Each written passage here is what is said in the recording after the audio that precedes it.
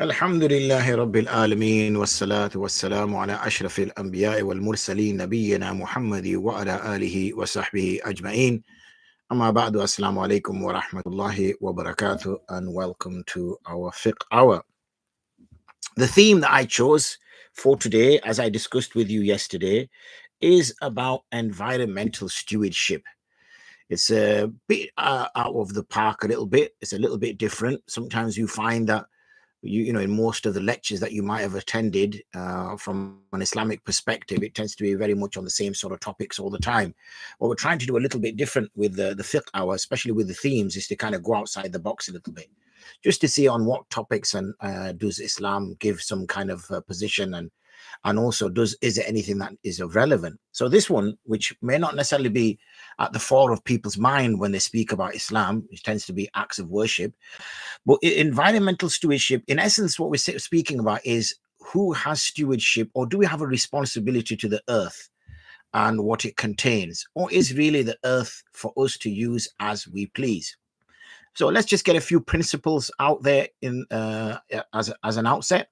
Firstly, as our understanding is that Allah subhanahu wa ta'ala created humans as being the best of creations.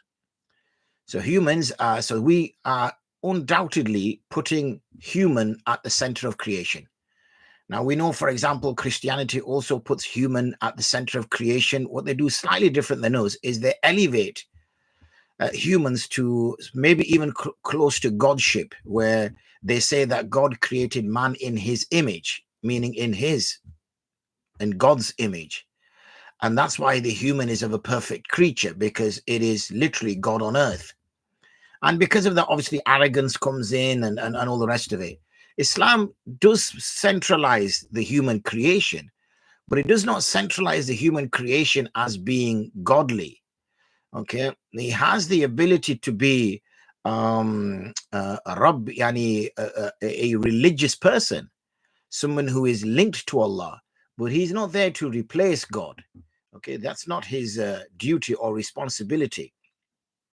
So therefore, we don't shy away. Now, obviously, you're seeing the pendulum swing completely the other way now when it comes to arguments for where is the human creature. And now it's said that, oh, the human creature is no different than all the other creatures. It's no different. Just through the process of evolution, the human has, because of its large brain, relatively speaking, to its body, and that's one leap. And the second leap was the fact that it can use tools. These two things made it become the alpha animal on the top of the sort of pile of animals of prey. And hence, it is because of the tools and its large brain relative to its body, or the ability to use tools, and the large brain relative to its body, that it has become this, primary animal of prey. And that's an argument. Islam says that humans have been created in the best of forms, and they have the best capacity to become the creature who is a deputy in absence of Allah's direct involvement in the earth.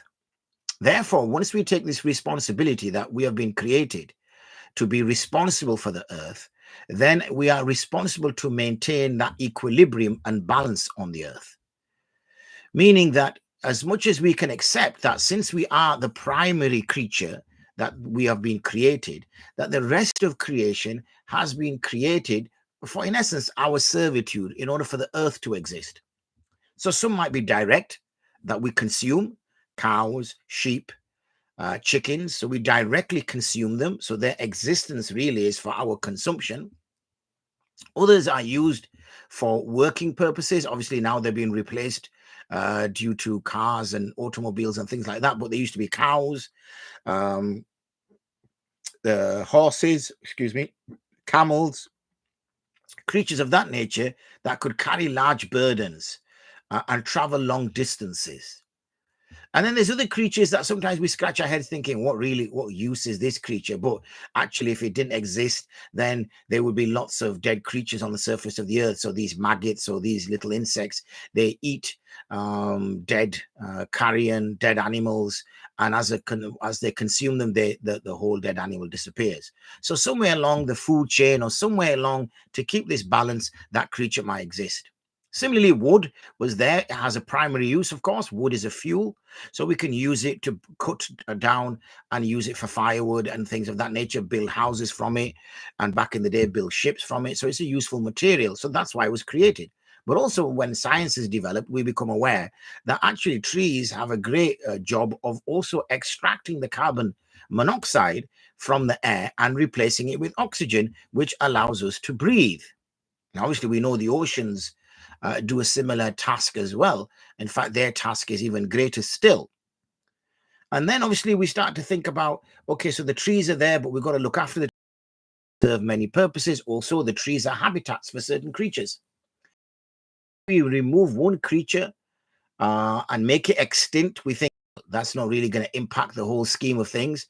But in reality, it might just play a role in a chain of events, which then has a repercussions onto us as well.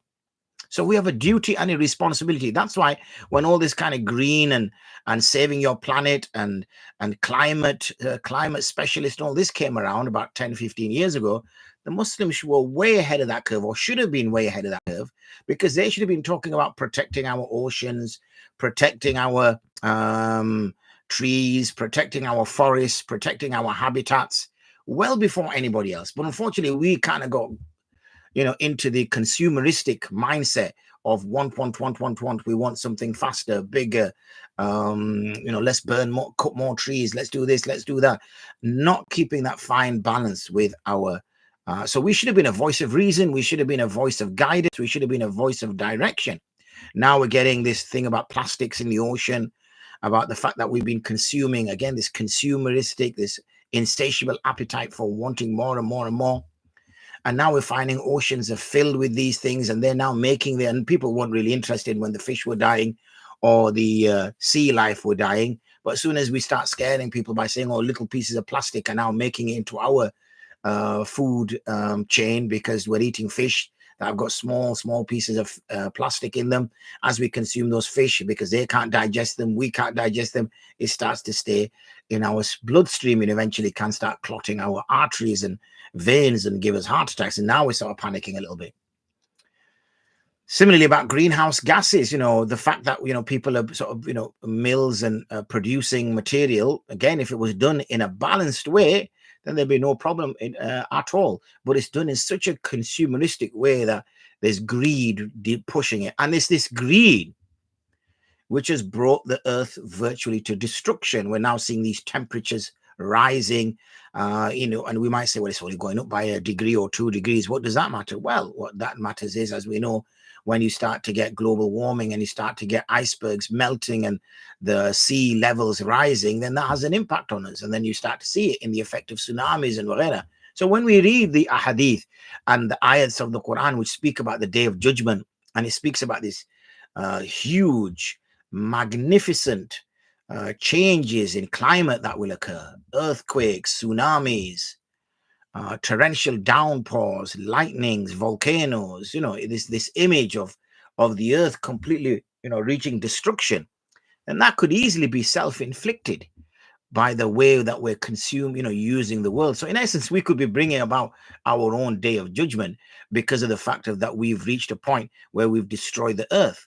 And that's not too far from the truth when we speak about we're bringing our own day of judgment, because we also know that when people leave Islam and the practice of Islam decreases, yes, there's a little blip where there's a people come back onto it, and then on the worst of people, the Yawm al-Qiyamah takes place. Obviously, the blip is after Isa alayhi salam, where there's a change again towards religiousness.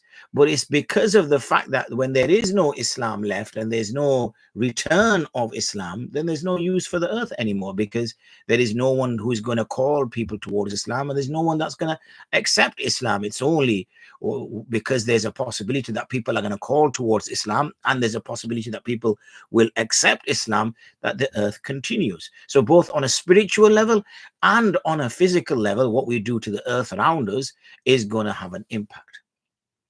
So when it comes to this environmental stewardship responsibility that Muslims have, it is absolutely important that they ensure that there is a balance that is struck, and greed, because that's all it is, greed does not become a means to bring about an early destruction of this very earth.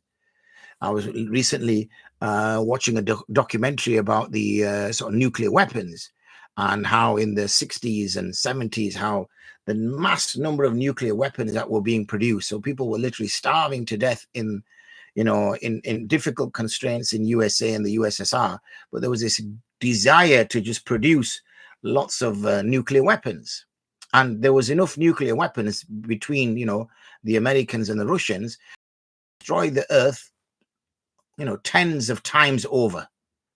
Need for more. There was about 50, 60,000 at least warheads that the Russians had, and even more so than the Americans had, which would have destroyed this earth tens of times over. But that didn't stop people saying, we need more, we need more. So you think, how logical is that? You spend on weapons which are more than enough to destroy you. You only want to destroy one country. I assume the USA's ambitions and aim was to destroy the USSR, and the USSR's ambition was to destroy America. They had enough to destroy the whole world many times over. Why? So why was this continuous pursuit for developing more and more weapons, using up, the resources that the earth has in order to develop these weapons, rather than spending that money on the poor and getting a more balance between those who have and those who don't have? You're seeing this insatiable appetite to destroy the other, and the greed of wanting to live, and the greed of wanting to have more than that other person. So that's our responsibility as guardians of this earth. And we are responsible. This responsibility is a divine responsibility which Allah subhanahu wa ta'ala gave us, and we are obliged to maintain it. And it can start on a micro level, just out on our own streets. You see, unfortunately, people park up and they just throw a crisp packet out of the car, or they throw a chocolate wrapper out of the car, or they'll chuck a takeaway box out of the car, thinking no big deal of it at all. Of course, it's a big deal. Every little thing has an impact. Okay, every little thing has an impact. That could be kept in the car and disposed in the bin. But once we get this habit of destroying our own earth, once we get into this habit of not caring and just thinking about the self, then this is obviously the inevitable destruction that we will bring about with our own hands. So that's what I wanted to cover as a theme for today, inshallah. So it opens up now for questions either around this topic or any topic for that matter, inshallah. There were some questions which came in via the Markaz al-Ifta wal-Qāḍī, so I'll pick them up whilst we're waiting for people to come in. Wa alaikum salam wa rahmatullahi man. I just listened to your voice earlier. Assalamu alaikum, Mufti. If someone is collecting funds for an orphan sponsorship and a non-Muslim wants to donate, are they allowed to take the donation from them? Jazakallah. Yes, absolutely. One can take a donation from them, because a non-Muslim, they may be atheist, they may be Christian. Then if they are just an atheist, then they're doing it for the sake of virtue. And if they're a Christian, they might be expecting reward in the hereafter. So therefore, there is nothing wrong in collecting donations from non-Muslims. Assalamu alaikum. Can you please answer the following questions on FiqHour whenever possible? These have been collated from a few people, hence the randomness. Are women allowed to wear jewelry during Umrah? Small studs, wedding ring, nothing flashy. Yeah, a woman is permitted to, keep her jewelry on that she normally has on. A wedding ring, I guess, is fine. When it comes to obviously being minimalistic, that's always encouraged, as we've mentioned in previous fiqh hours, that the beauty of a woman, especially when she puts rings on her hand or whatever, this is primarily for her husband. And obviously you're in an environment now where there's going to be other men. Unfortunately, a lot of sisters start making tawaf on the mataf, which is the bit where the Kaaba is, and obviously it's jam-packed there. Okay, it's absolutely jam-packed there, and it's not really an appropriate place to have men and women mixing. The women can go to the floor higher up, or they can go on the outskirts of the mataf, so as not to kind of mix in with men in particular. I've been suffering with bulimia for over 2 decades. Though this is categorized as a disorder medically, is it something that would lead to some sort of punishment for wastage of food? Not necessarily. One shouldn't think like that this is a punishment. Normally, when a person has some kind of illness, it's usually a test.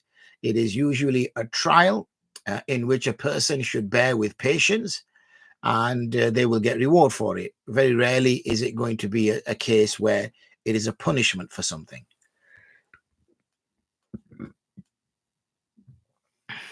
Due to being bulimic, I've not been able to fast properly for many years. I've lost count of how many fasts I have. Intentionally broken down to anxiety and depression being triggers for bulimia. I also have a medical condition that leads to hormonal imbalances, which worsen my eating disorder. How do I seek forgiveness for this? It's not possible for me to pay kafara per missed fast, as that would be easily over 40,000, and I don't earn anywhere close to that. I've renewed my intention to keep fast and not break any, and so far I've not broken any, alhamdulillah. This is the first in 2 decades for me. Please make dua that I'm able to continue fasting. I don't know how you've worked out the 40,000, but you do not give kafara for every missed fast. There is only one kafara that is due. So for all your broken fasts, you need to give one kafara. And that's it. And the kafara is 60 days of fasting, which if you struggle, then obviously you can give the financial penalty instead. And then it is making qada fasts of the ones which are owed. Now, I don't know how old you are, but you mentioned here that you've been bulimic for 2 decades. So I'm going to assume that you're in your 40s. So, early 40s. So that tells me that, you still got, alhamdulillah, years ahead of you.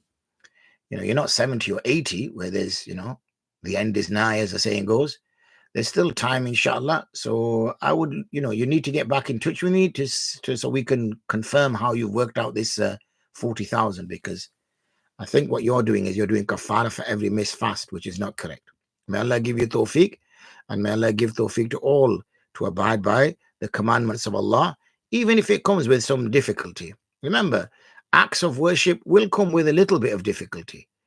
They're not there to punish us, but they will be challenging. At the end of the day, you're fasting. People who become champions, if you ask them, whether they're a sportsman, whether they're a businessman or woman, or whether they're, whatever profession they have, the ones who succeed are the ones who sacrifice and the ones who give that little extra bit. The ones who give up at the first point of difficulty, they never get anywhere in life. That's just the way it is. So yeah, expect a little bit, expect it to be challenging, expect it to be difficult, but do keep striving. How does one make up for years of not praying salah? So this would be qada salah, as we've mentioned previously in a QnA, in a FiqHour, and that is, you will work out since the day you became baligh. Once you work out since the day you became baligh, you will then obviously deduct. I'm assuming it's a woman that's asked this question, since your sister has put this question to me. I'm assuming she's asked her friends and family, or they've put it to her. So I'm going to assume then that this is a woman. She will exclude then from those days her days of haid.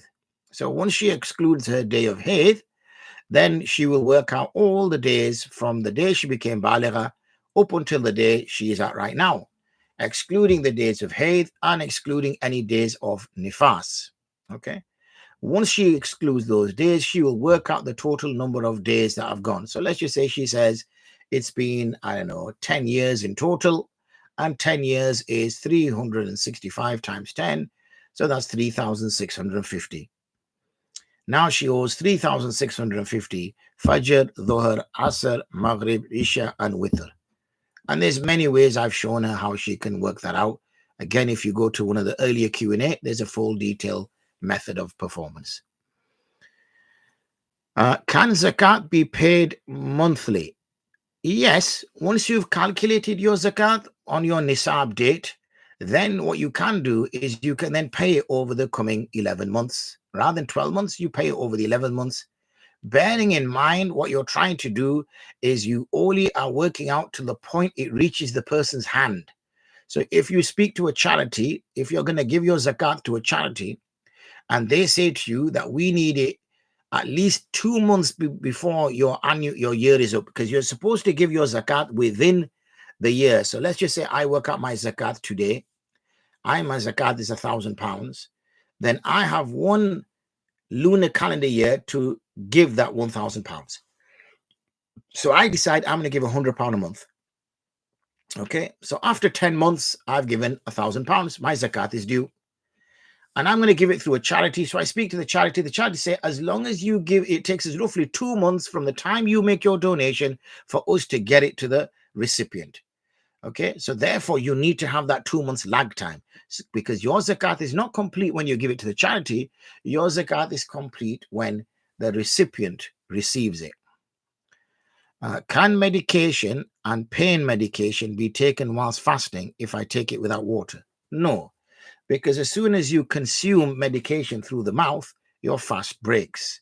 Okay, it is not just water and food that breaks your fast, but also medicine consumed will break your fast, because it is going through the orifice, the mouth. Again, what I would suggest you do as well is we've done a specific video on Ramadan, oh, there was like a little explosion. What happened there? And then the question disappeared. Okay, Masha, you can leave the question there, sister. I just thought I was seeing things then, because suddenly the question disappeared.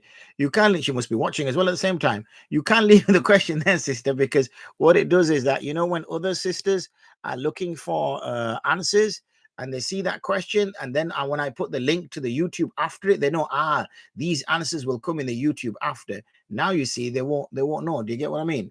Mashallah, our sisters have a big habit of deleting their questions, both on the YouTube chat and also on the Markaz al-Ifta wal-Qāḍī. I don't understand why. They're very shy, mashallah, Allah bless them. But this is ilm, ladies, so leave your questions there. Why? Because then when somebody is has a similar question, then they'll watch that video, inshallah. Okay, so let's see if there's anything from the chaps. Right, so we got something from the chaps, and the chaps are saying, can we give food parcels as Zakatul Fitr or Sadaqatul Fitr, as some people say? If all you have are food parcels and that is the Sadaqatul Fitr, then yes, you give that to the people. If, on the other hand, people have given you money, then you should be giving money to the people. However, having said that, in most places where people are trying to deliver emergency funds, you cannot buy food there, because people are living in refugee camps, or people are homeless, or like in Gaza, where they've got no access to anything. So you have to buy the food stuff outside and then deliver the food stuff. So in that case, what you need is some kind of agreement from the people who are going to be recipients of the Zakatul Fitr, to say to them that, look, do you give us ijaza that the money that we collect, that we use that money to buy you food, clothes, whatever, and give it to you, because we cannot buy anything. No point giving you money, because what you're going to buy with this money, you're going to get this money, and you're just going to look at us and say, and what are we supposed to do with this money, brother? So whereas we can buy the goods from Turkey, or we can buy the goods from Jordan, or we can buy the goods from, whatever. So would you give us permission? If they say, yeah, of course we give you permission. Now, if someone in the UK gives, £4 Zakatul Fitr, and you collect that, and now you can now use that to buy something and deliver it into Gaza, rather than just turning up and saying, there's your £4. And that person says, okay, first of all, I need to go to a money exchange to convert this into whatever the shekel or whatever it is that is used. And then secondly, I need to then go buy something. But guess what? We've got no shops here. So thank you very much for this, but it's of no use whatsoever. So I hope that makes sense.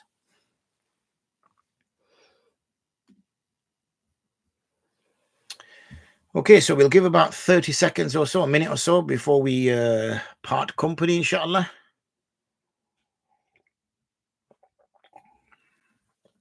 Alhamdulillah. And whilst we're waiting, let's give you the theme for tomorrow, inshallah. Or the next session. I will say tomorrow because tomorrow is a bit jam-packed. We've got Wednesday as well, which I do at Masjid Bilal straight after Asr.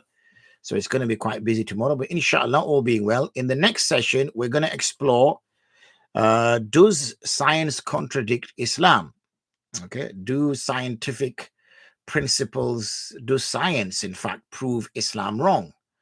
And if science proves Islam wrong, then has science put to death all religions? Did we believe in religions because we weren't so developed scientifically? And now that science has come and it explains everything to us, we don't need to believe in a God. We don't need to believe in a prophet, because now we can tell what's going to happen. We understand the world far better. So does science contradict Islam, inshallah, will be our next theme. So I'll give you 30 seconds if you have another query. And then if not, we can close off for today.